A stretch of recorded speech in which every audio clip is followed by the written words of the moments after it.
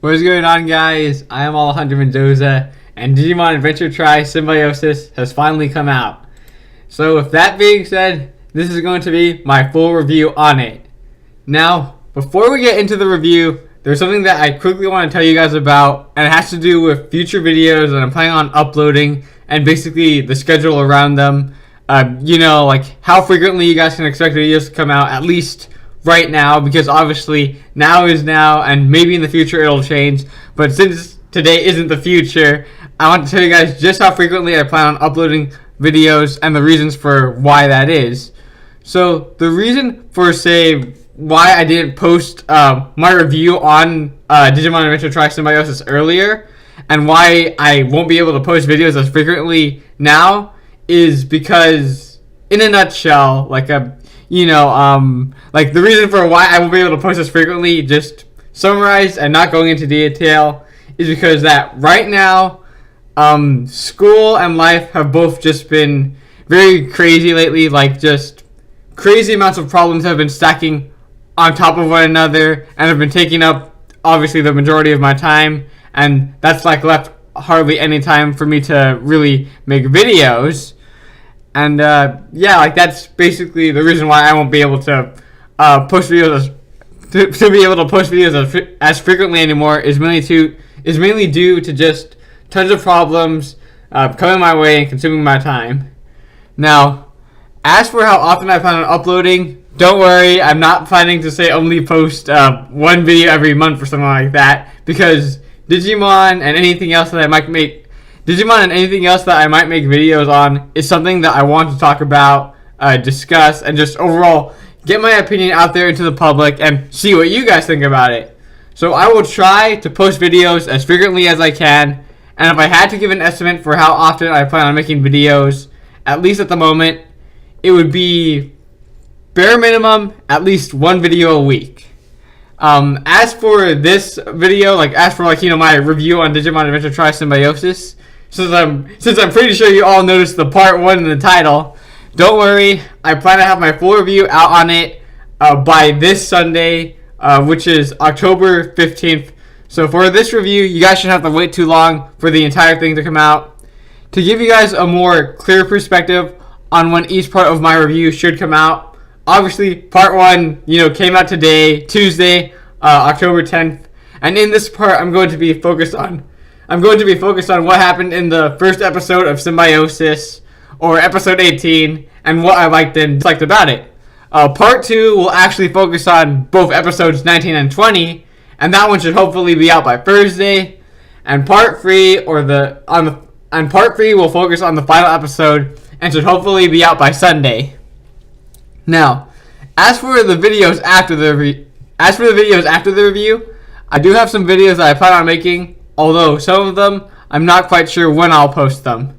One of them is going to be similar to my review on Symbiosis, only instead of a review of the movie, it's going to be a video on what I would have done to improve the movie. Not rewriting the story, but going over how I would have changed the movie in order to make it better. Maybe changing a few scenes here and there to try and improve the story, obviously. And also, there is one more video that I know I'm going to upload, that I know I'm going to make for sure. And for this video in particular, I know exactly when I'm going to upload it. So, with it being the month of October and everything, and the fact that Halloween is coming, I figured that in light of, basically the season of horror and scares, I would make a video in honor of that as sort of a Halloween special. From that, I bet you guys already know when I'm going to post this video, but this Halloween special will, of course, I'll be uploading on Halloween night, or October 31st. As for what the video is going to be on, I actually kind of want to keep it a surprise for the most part. Because it's just it's pretty far away, and I just want to see if you guys can kind of guess it. And the reason I say for the most part is because, well, I don't plan on telling you guys directly about what the video will be on. Throughout these reviews, throughout my Symbiosis reviews, I'll be dropping hints as to what the Halloween special basically will be on. The hints for the most part aren't going to be something subtle that I say in the video. And the main hint of each video I will say before we actually get into the review. probably after like the portion where I say like now before we get into the video, like after I say that, I'll probably give you the hint of the day or hint of the review. Now I'm not saying there won't be subtle hints. Like I might slip some subtle hints throughout the videos, but for the most part, the hint will be at the beginning of each review. And speaking of which, here's your guys' first hint about the Halloween special. So the topic that the special will be on is not what would be considered terrifying or scary, at least in the normal sense. And by the normal sense, I of course mean jump scares, gore, and stuff like that. And the video that I'm planning on making for Halloween isn't going to be scary in those normal ways. So try to think outside the box on that one, and in the comments, give me your best guesses as to what you think it is, as to what you think the special will be on. But also, just because it won't be scary in the typical sense, doesn't mean it isn't terrifying. This video, it's just horrifying. If freaking Slender Man were to be making this video, he'd crap his pants. It is just horrifying. Now, obviously right now, I'm only giving you guys this small hint of information, and that probably isn't a lot to go on. But in later parts, there will be more hints, obviously. And if you still want to try and guess what it is right now, then by all means, post it down in the comments. But yeah, with that being said, let's get into my full review on Digimon Adventure Tri Symbiosis. So with Symbiosis, we obviously start off from where we left off in Lost, with Dark Genai choking Mako and angering Mekumon, so that Mekumon will once again Dark Digivolve into Crackmon and bring about the end of the world. Now, once Mako loses consciousness from Dark Genai choking her, we're treated to a flashback of a young Mako looking for Mekumon. And it's also important to note that in the flashback, this takes place in the fall of 1999. And that's obviously after the first adventure with Tai and the others, because obviously when Tai and the others first went to the digital world, it was during the summer of 1999, and moreover, it was near the end of the summer, as when we see Tai first go back to the real world, he discovers that it's still August 1st. So from that, we can see that between the end of Tai, between the end of the first adventure with Tai and the others, and the flashback that we see with Mako and Symbiosis, they really aren't that far apart from each other in terms of time. They're actually pretty close to each other. But let's move on from that for now. Okay, so yeah, let's move on from that for now. And okay, so eventually Mako finds Mekumon and they return home, but Mako is unaware that Mekumon killed a bird in some sort of because she was afraid of. Because the birds were getting angry with her, so Mekumon got afraid and attacked them and killed them. So after Mako gives Mei a bath, Mako's mom discovers that Mako sure has blood on it, and she questions if either one of them are hurt. But since there aren't any wounds on either of them, both Mako and her mom dismiss it. So eventually Mako's dad returns home, and he says that he'll be taking Mekumon to the research lab for a day or two, due to people from a different institution coming over. And that doesn't really go too well, because we then cut to the research lab where Mekumon has just gone berserk and the staff are ready to call the police. When Mako shows up and her dad is saying her dad is saying get away, but because Mekumon actually sees Mako, she calms down. And that actually kind of hints to something that is revealed a little bit later on with the conversation between Hackmon and Daigo. And another thing to note is that Maki was present throughout this whole thing. She was present throughout Mekumon going berserk. So that's something that's something to think about. And overall, I did enjoy this scene. I felt that it was a good way to start the movie off, because firstly it gives more background to Mako and Mekumon.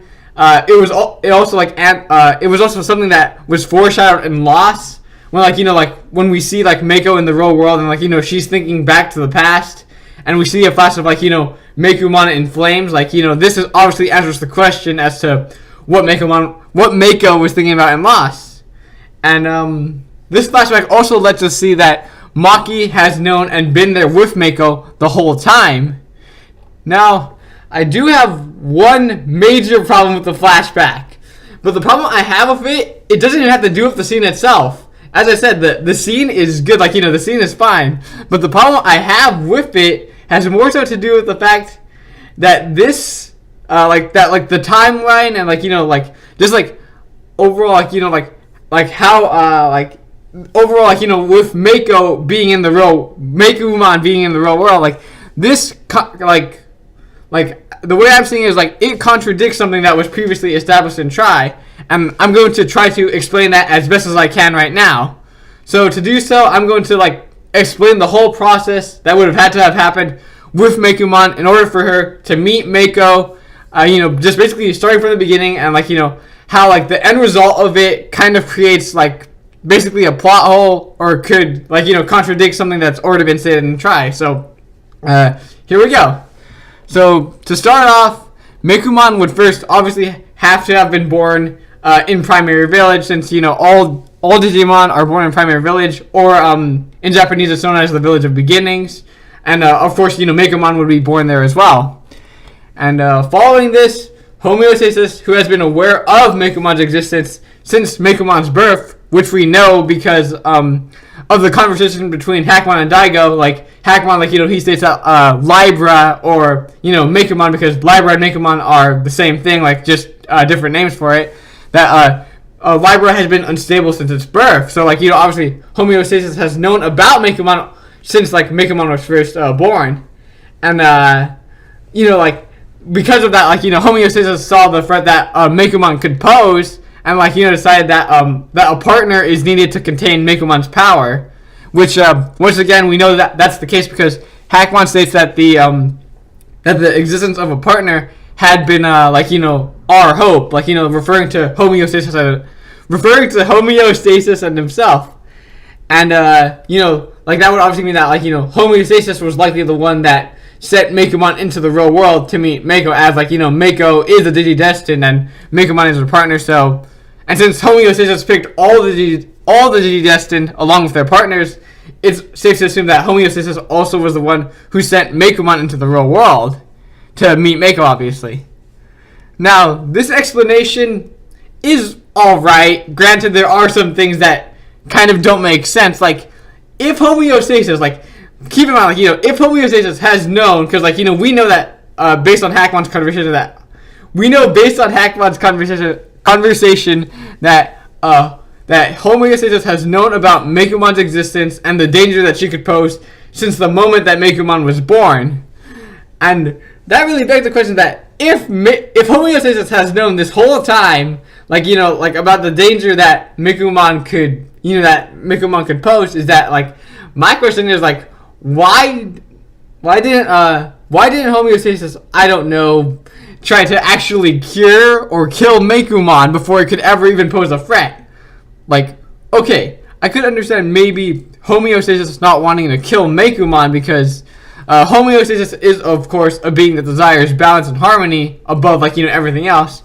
And, since Mekumon at birth, obviously, it's just a baby, it doesn't know anything, so, if, Mekumon were to kill, if Homeostasis were to, kill Mekumon at its birth, that'd be pretty messed up. And, at that time, Mekumon was only, a potential threat, not an actual threat, but, it had the potential to become a very big threat.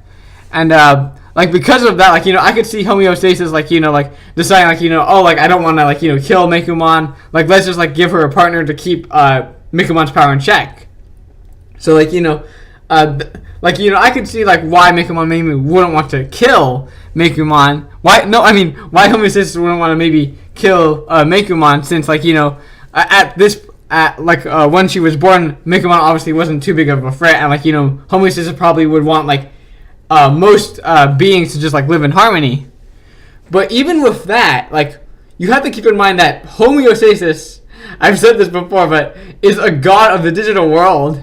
Is a god of the digital world, and it didn't ever occur to Homeostasis that Homeostasis should maybe try to cure Mekumon, maybe try and get rid of the shard of a Pokemon within it, because like, you know, maybe like some of you are thinking like, you know, oh, maybe it's not possible to do that. But I mean, we've been shown that Digimon and even people, like literal like people like who have like, you know, like they just like have their brains, like they're capable of manipulating a Digimon's data, you know, and we see that with Ken, who was able to create Chimeramon using numerous Digimon, Oikawa, who literally created 2 Digimon, and Izzy, who in confession, he was able to create like, you know, that cube thing that had the Digimon's backup data, and that would have not only kept the Digimon from being rebooted, but it also would have allowed him to literally filter out any unusual data within the Digimon.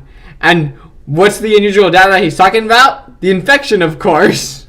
So Izzy, a person, granted a very, you know, obviously a very smart person, but Izzy still, like, you know, he was able to literally, he would have literally been able to get rid of the infection from, like, you know, like, from their partner Digimon.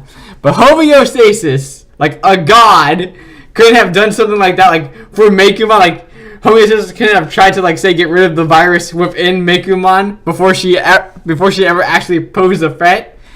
Like that's just wow, just bravo homeostasis. Like you could have stopped all these things. Like, you know, you could have stopped like the reboot from happening, and you could have stopped the world from almost coming to an end right now if you had at least like maybe tried to filter, like, you know, if you had tried to at least help Mekumon, but instead, like, you know, you for some reason you chose not to, and you know now the world is about to end. Freaking the O2 cats, like we don't even know where they are, and we're just left with like so many questions and mysteries.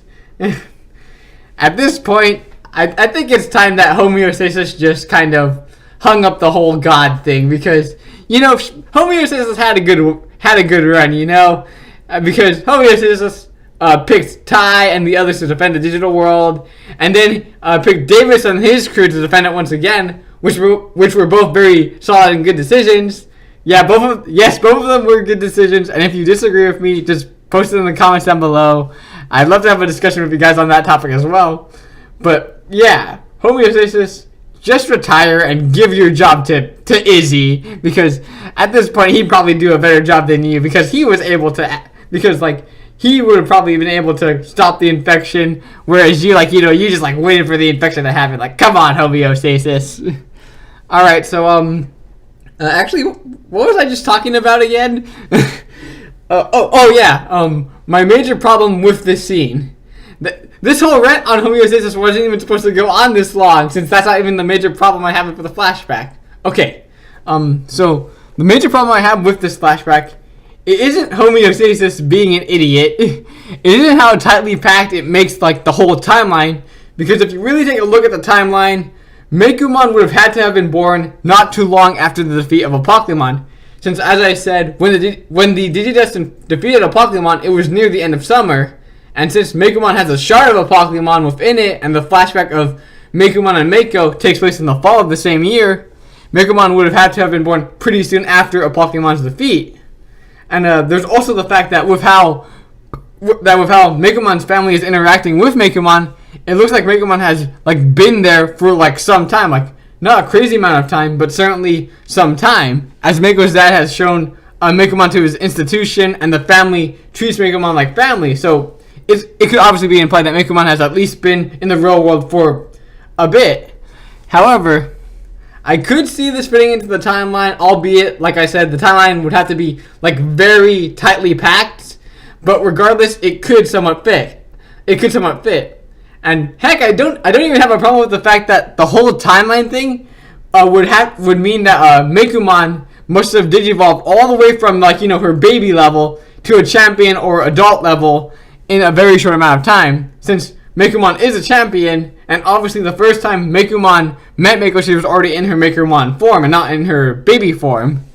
And the reason I don't really have a problem with it is because Mekumon has a shard of Apocalypse within her, and as we know, like, that gives her basically insane power, and like, you know, obviously, like I said, like because she has a shard of Pokemon within her, like, that gives her insane amounts of power. So it'd be understandable that she'd be able to reach champion very quickly.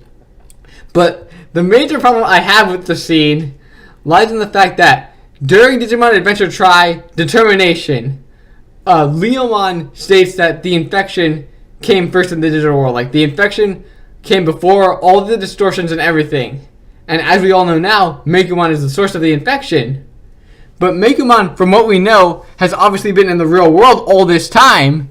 So then the question I have is, how did the infection get started in the digital world in the first place if Megumon has been in the real world this whole time? Because as I said, from what we know, the only time that Megumon has actually been to the digital world has been during these last few movies, obviously Symbiosis and Lost.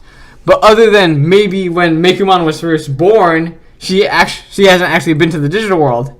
And as a baby level, like, you know, like when she was first born, Megumon probably wouldn't have been able to, like, say, like, leave a piece of the infection there, because as we see with the infection, it doesn't, like, really take a whole lot of time to actually begin taking over Digimon.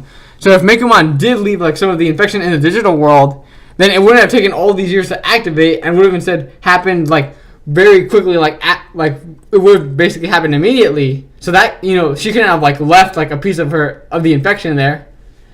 And I hope I'm explaining all of this very well, because this whole thing just, like, I'm trying to explain it in a way that's, like, you know, like, you guys can understand, obviously, because, like, it even confuses me, because, like, you know, this whole thing just kind of contradicts what was stated in the termination, since, like, you know, the infection was stated to be what came first, not the distortions. So that would mean that the infection somehow got started in the digital world. But we know that Megumon is the source of the infection, and based on everything we know, Megumon has not been to the digital world except in the last few Tri movies and when she was first born in Primary Village, since all Digimon are born there. But she couldn't have left the infection there in the digital world, because otherwise it would have immediately begun to take over Digimon, as it's something that takes over, you know, Digimon very quickly. It doesn't take a long time to activate. Besides with obviously Megumon, and the reason, like, why Megumon, like, wasn't taken over by the infection was due to Mako keeping her power in check. So you guys see where I'm coming from, right? Like, it just doesn't make sense, and I hope that I explain it in a perspective. I hope I explain my perspective in a way that you guys can understand. Like, if you guys didn't understand, just tell me in the comments down below. Like, I mean, the only way, like, literally, like, the only way that I could see this making sense is if someone, like, before Tri happened, like, someone took Megumon to the digital world and had Megumon begin the infection a little bit, like, you know, before the beginning of Tri. But even then, like, that raises the question, like, when and who could have done... actually, maybe... Holy... Oh my god, okay. Sorry if that was really loud, guys, but... Oh my god, I just came up with an idea for how this would make sense on Tri. And if they go this route, it would make so much sense, at least to me, at least to some degree. And I want it... I need to be doing the review right now, though. Oh, god dang it. Okay, so... Here's what I'm going to do. Okay, I'm going to finish this review, and for the idea, for the theory that I just came up with, I'll explain that in another video. But, yeah, that was my major issue with the scene. Although if the new theory I came up with is right, it could explain so much. Now, moving on from the scene, because I just realized that I've only talked about the first 5 minutes of the movie and not anything else, so let's move forward. So, after the flashback ends, Mako wakes up to see Crackmon, and, you know, she calls out to Crackmon, but at this point, you know, Crackmon recognizes Mako, but, you know, she's still obviously very hostile, and she goes ballistic, and she lunges towards Mako, ready to kill her, and Mako doesn't, like, really make an effort at all to, like, try and dodge it. Like, you know, in that scene, she's just, like, you know, remembering, like, the good times, basically, and, like, she just kind of accepts death. Like, in that instant, like, she kind of accepts death. But, you know, she obviously doesn't die. She's saved by Tai, who, like, you know, at this point is finally back to his old self. And that's a really good thing, because, like, you know, Tai up to this point has been very reluctant to fight and actually jump into battle, which, I mean, it's understandable, because he knows the damage that the Digimon could cause. But, like, you know, finally in this movie, he's back to being the fearless leader, since he knows that if they don't act, then more people in Digimon will get hurt. So... after Tai saves Mako, Crackmon leaves, and the whole group shows up and Mako is now once again feeling despair at what Dark Jedi said to her, that Mekumon should have never been born, and the fact that Mekumon is once again is about to destroy the world. And we then cut to scenes of the real world in chaos as Digimon are entering the real world, and we even have a scene with Maki, who is looking for Tapermon or Bakumon, and saying that they're the only ones who can save the world. And at this point, Maki's basically just gone full crazy. And also, she somehow got a gun. Where was she hiding that?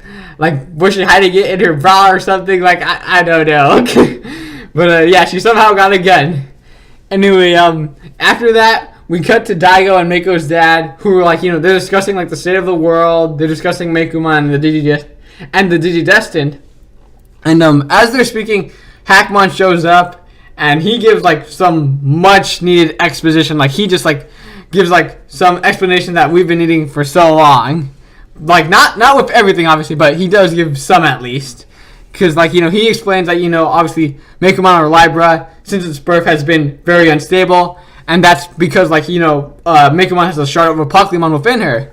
And Hackmon then goes to explain that that Mako, the existence of a partner, was basically the hope of homeostasis. That that the partner would be able to keep Mekumon in check. And even Mako's dad, he comments about how Mekumon would always come around Mako.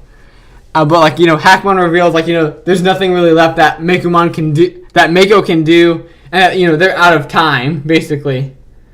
So with this scene, like I said, it was a very much needed exposition scene, and it revealed to us a lot about why Mekumon is the way she is, and along with giving us the reason for why she's partnered up with Mako.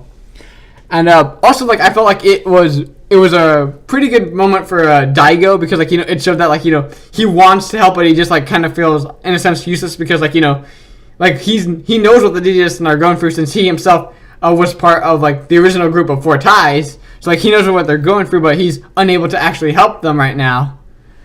But yeah, other than that, not really too much to say. I feel like maybe they should have added some more exposition on other things, that we don't know a whole lot about, but overall, the scene was good. Now, getting back to the Digidestined, at this point, they've been running around the digital world, trying to get back to the real world, but with no luck, basically. And basically, cliff sides are disappearing from under their feet, and, vines are grabbing onto them and all that, and, they're just, getting very, very tired and irritated at this. And, Kari then explains, that she feels that the digital world detests them.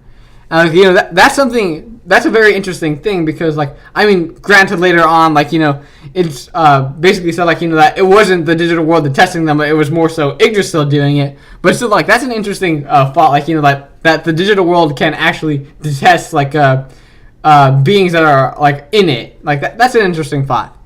And after this, the scene changes to night with the Digidestined all sitting around a campfire and discussing basically what's been happening. And then Mako begins to talk about how she couldn't stop Mekumon, and she wonders why she was even chosen.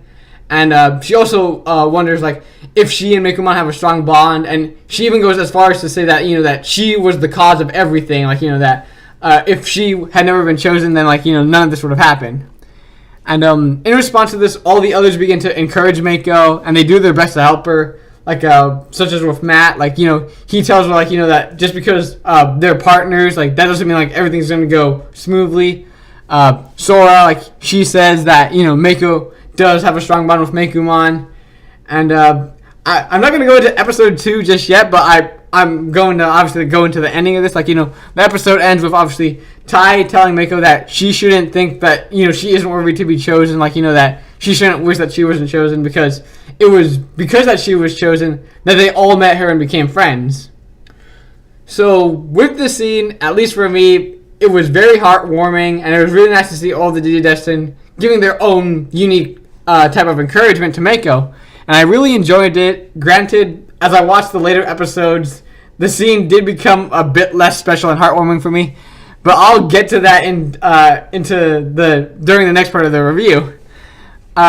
Also, throughout their whole conversation, talking about friendship, I'm just here sitting them saying oh, we'll be here for you. I'm there are a couple of friends that kind of would have needed you to be there for them before, aren't there? All right, but like, getting away from that, ultimately, I thought this episode was a good way to start Symbiosis. It had some, revelations and some good character moments. At least I think it did. And despite the parts where I had, like, my faults with it, or like where it might have gotten a bit repetitive or unnecessary, like with the Digidestin running from the digital world, basically, I overall enjoyed this first episode a lot. And I also really enjoyed the ending theme, like not just for the song, but also because of like the image, like of all of the Digidestin, looking towards the night sky, and like that was a beautiful shot of them, and they also have one of the Digimon. Although it is missing some people, and I won't say who, but you guys already know who I'm talking about. But yeah, ultimately, I think this is going to be the end of part 1 of my review of Digimon Adventure Tri Symbiosis. So actually, good. I just want to like add something in real quick. I had like a really just like kind of wacky theory I came up with, like not the one like I came up with mid video, but like another one like how obviously like I said like that Mekumon had to have been born like after Apocalypse died, like at the end of Adventure when they were all posing for the photo, and like Kari had the DJ and it hatched. Like imagine like that Bonamon ended up being Mekumon. Like just a really wacky theory just to throw out there, but like imagine like that'd be kind of random, but yeah, like okay, so wacky theories aside, ultimately this is going to be the end of part 1 on my review. So thank you all for watching. If you enjoyed the video, maybe leave a like, and if you're enjoying the content I'm producing, maybe consider subscribing. And if you're already subscribed, you guys are awesome. And even if you aren't, I'm grateful that you guys have watched the video. And yeah, just leave me your thoughts in the comments down below. What do you think the Halloween special is going to be on? And yeah, ultimately, once again, thank you all for watching. I'm Alejandro Mendoza, and I will see you later. Bye.